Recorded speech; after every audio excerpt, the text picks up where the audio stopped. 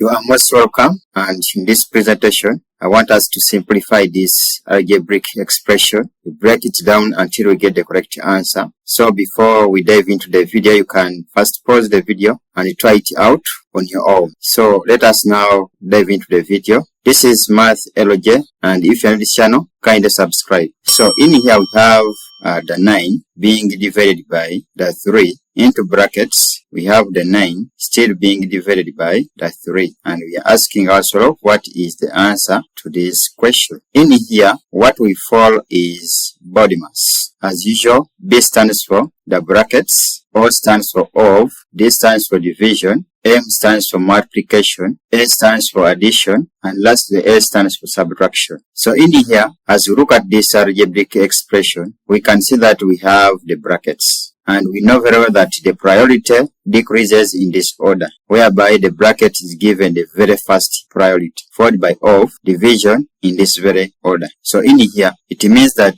since we have the expression, since we have the brackets in the expression, what we are going to do is to deal with these two figures, the 9 and the 3 that are enclosed within the brackets. This is what I mean. So we are going to first deal with the 9. So we have the 9 divided by the 3 into brackets, the 9 being divided by the 3. So if we get 9 divided by 3, in here we get a 3. Then this bracket means also multiplication. So multiplied by 3. Then we have just to assimilate. This sign is a division sign, and this way we have the 9. So this is what we have now. In this expression, we have two mathematical signs or operational signs. We have the division sign and then multiplication sign. So in here, as we look at the order, it is bracket, of, division, multiplication, addition. So the next step, we are going to divide before we multiply. So we are going to divide 9 by 3, and 9 divided by 3 here, we shall get the 3, then multiplied by this remaining 3. So when 3 is multiplied by 3, we are getting our result to be the 9.